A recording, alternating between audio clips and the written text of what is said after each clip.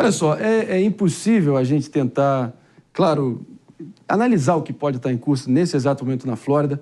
Tantos dos nossos compatriotas que saem do Brasil em busca de uma vida melhor estão aí tendo que lidar com essa tensão toda no ar. A gente só pode imaginar, como a gente tem ouvido de tantos deles que a gente trouxe aqui para conversar com a gente hoje no nosso Morning Show, a ansiedade, né? Os picos de ansiedade que são causados por eventos devastantes como enchentes, como furacões, como secas, como queimadas, com certeza, na verdade, pode ser extremamente prejudicial ali para a nossa sanidade mental, dada aquela sensação de impotência absoluta que a gente sente tendo que lidar com isso. Bom, ninguém melhor, a gente, claro, tinha uma outra pauta aqui, mas a gente se adapta e ninguém melhor que ela, para ser ela que é super habilidosa e completa no que faz.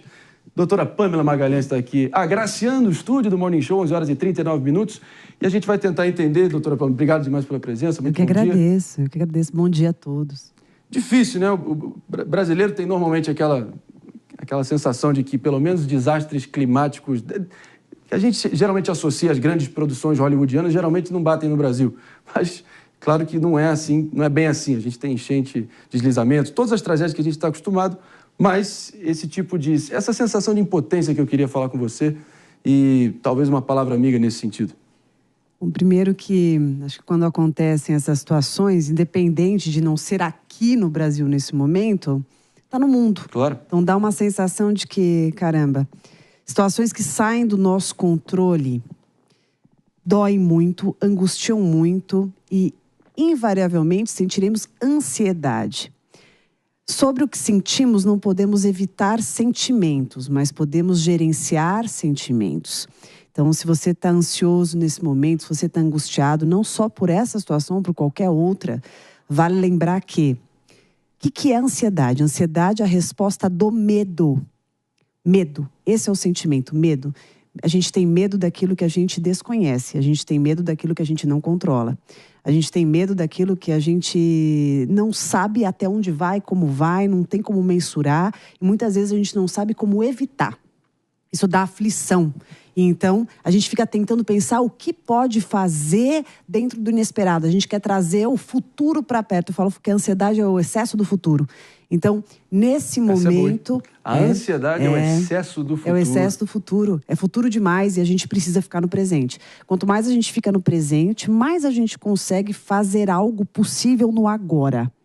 Então, também perceber que os seus sentimentos eles são legítimos e buscar o acolhimento possível e buscar a rede de apoio e estar próximo daqueles que são importantes para você e poder se confortar, de repente, em vozes que trazem para você mais paz, mais conforto, mais segurança, pode parecer muito pouco para quem ouve, mas é o bastante para aquele que está vivendo. Então... A gente está vivendo uma fase de muitos eventos, de muitas situações que saem do controle. Poderíamos enumerar várias aqui. Então, falando do pessoal do Brasil até, a gente teve a situação do Sul, sim, a gente teve a Covid. Então, assim, são várias situações que, caramba, saem do controle, a gente não sabe o que fazer, a gente se sente impotente, a gente se sente muito pequenininho, porque, na verdade, a gente é mesmo diante de tudo isso. E dá muito medo.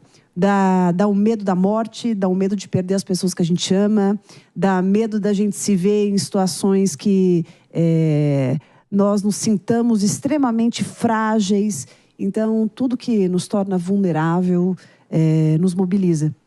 Então, doutora, solidarizar, a gente ficar solidário com esse sentimento, eu acho que é bastante importante. David? A gente viu há pouco o depoimento da Taeme, né, falando sobre a questão dos filhos, tudo. Eu acho que o mais difícil é você conversar com as crianças e até mesmo você ser o adulto da situação. Porque você, por mais que tenha lá 40 anos, ou até mesmo no meu caso 35 anos, quando se trata de filho, você fala, poxa, eu preciso ser o adulto.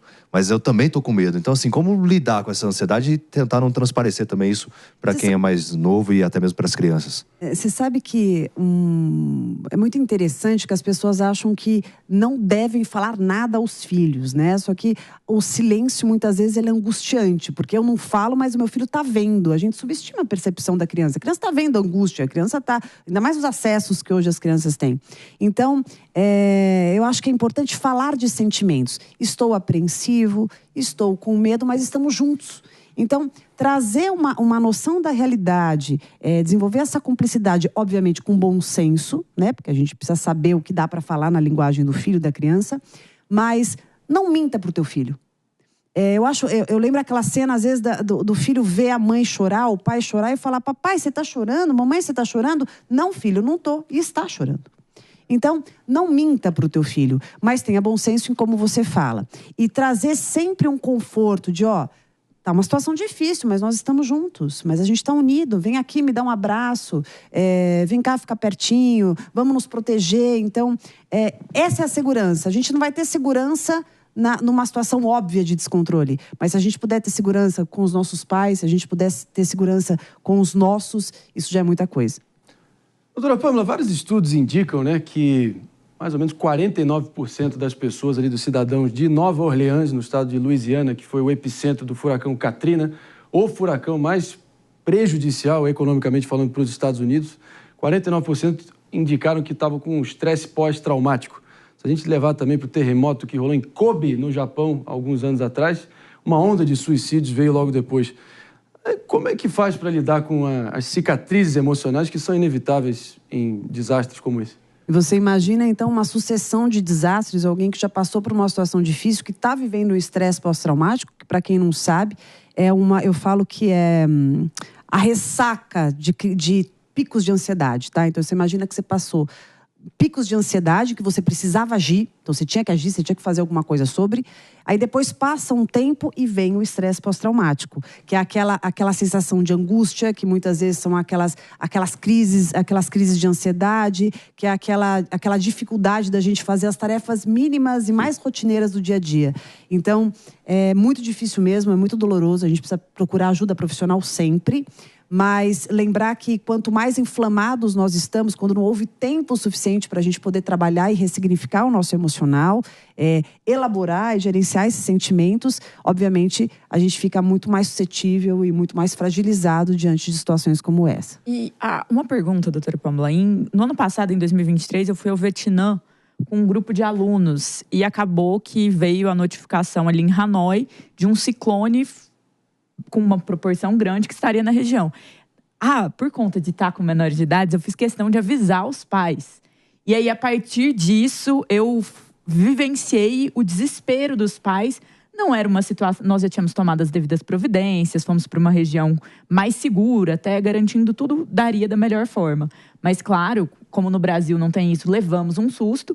Mas a minha dificuldade maior era lidar com a ansiedade e o medo legítimo dos pais que ficaram no Brasil, que estavam ali no aplicativo, vendo o ciclone se movimentar, estavam morrendo de medo, estavam muito esperados. Quero mandar um beijo aqui para nossa clara telespectadora Janaína, que é uma dessas mães que ficou assim extremamente abalada. Como lidar com a família? Igual a Taeme tá lá e a família tá com medo. Como acalmar? Como lidar com essa angústia de quem não tá vendo? Sabe que é interessante que quando nós não estamos numa situação, nós fantasiamos muito sobre a situação. Porque nós ficamos idealizando, imaginando, projetando e colocando um monte de fantasias. E, obviamente, fantasias das piores possíveis. A gente tem medo. A gente tem medo de perda, a gente tem medo da morte, a gente tem medo de situações dessas. Então, assim, eu não estou lá, eu estou imaginando, meu Deus, vai ser assim, vai ser assado. Então, se você está, e você está tendo uma noção do que está acontecendo, poder contar para esses familiares e acalmar esses familiares é super importante. Isso não vale só para essa situação. Quantos de nós, em outras, a gente... Às vezes, uma situação que é muito corriqueira. O filho que não volta da noitada, da festa, no tempo que a mãe ou o pai estão imaginando. Pronto, o pai já está imaginando, a mãe já está imaginando, já está sofrendo. Ou mesmo se é o seu marido, se é a sua esposa. Então, assim, nós tendemos a ter muita ansiedade sobre situações que nós não estamos vivenciando e nós estamos imaginando, nós estamos idealizando. Então, sempre, as pessoas que não estão na situação, elas vão viver essa angústia profunda, às vezes muito mais do que quem está nela. Então, se a gente puder sempre ajudar, reportar, contar e tentar tranquilizar, costumo dizer que é um ato de amor. Acho que o Marinho tocou num ponto muito importante, que é a questão do emocional daquelas famílias que sofreram com a situação. No Rio Grande do Sul, eu ainda mantenho contato com algumas pessoas de lá, e muitas relataram que diversos episódios de suicídio estão sendo registrados justamente porque as pessoas não conseguem lidar tanto com as perdas de vidas, né, de parentes próximos, ou até mesmo de pessoas que perderam os seus bens, porque eu estive lá e realmente, assim, tem pessoas que perderam tudo, casa, carro, então foi tudo realmente devastado. E como você superar isso e tratar isso? Primeiro que é sempre bom lembrar que muitas pessoas morrem pelo medo de morrer, no sentido do suicídio, falando. É tanta angústia, tanto desespero. Né? Exato, é tanto desespero, porque tem gente que fala assim, meu Deus, né? É que nem aquela história, por que a pessoa ela enlouqueceu? Para não enlouquecer, esse paradoxo curioso, né? Então, primeiro lembrar que o transtorno mental, essa consequência do emocional, precisa ser tratada. É muito complicado quando a gente fala de emocional, de feridas emocionais, porque não é visto a olho nu. O invisível, né? O invisível, ele é muito traiçoeiro. As doenças mentais, elas são curiosas, porque elas vão chegando aos poucos e você não consegue ver o tamanho que está, e você só vê normalmente em crise, você só vê quando estoura. Então, vamos considerar sempre o bom senso. Toda situação Sim. que gerou estresse, independente se a pessoa está mostrando ou não, vamos tratar, vamos cuidar, vamos ajudar, vamos colaborar também quem está em torno dessas pessoas. E se já tem um impacto monumental e potencialmente emocionalmente devastador para essas pessoas que têm que lidar com isso, a gente, enfim, está perdendo de vista também. Vamos pegar o caso da Taene aqui. Claro que ela tem 2 filhas jovens, a Liz e a Ivy. Ainda bem que eles não vão ter que lidar com isso, mas são as crianças, as pessoas mais vulneráveis entre nós, né? Se a gente pegar aqui, por exemplo, o furacão Harvey, que atacou o Texas, inundações assim catastróficas em 2017, teve um estudo da Cruz Vermelha Americana que deu conta que 60% das crianças e adolescentes no rastro do furacão Harvey acabaram tendo sintomas agudos de ansiedade e depressão. Então, como é que faz para os pais tomarem uma atitude mais efetiva nesse sentido? Aliás, quero aproveitar essa deixa. Não estou dizendo que é o caso da filha da Taeme, né? Mas existem muitas crianças, que vão somatizar a ansiedade, tá? Elas vão somatizar a angústia. Ah, mas meu filho não entende. Ah, ele é pequeno, nada. Então, assim, perceba aqui, você falando ou não falando, o seu filho sente, tá? Então, a criança, ela não tem a elaboração do adulto para conseguir dizer, não necessariamente, né, tem quem consiga, mas a grande maioria, estou com medo, estou angustiado, estou com raiva, estou apreensivo. A criança não consegue dizer isso, elaborar com essa nitidez, né, com essa clareza. Mas ela vai mostrar pela dor de barriga, ela vai mostrar pela infecção, ela vai mostrar pela dor de garganta, ela vai mostrar pela irritabilidade, ela vai mostrar por aquele movimento que ela fica mais calada, mais introvertida, mais fechada. Então, observem esses sinais.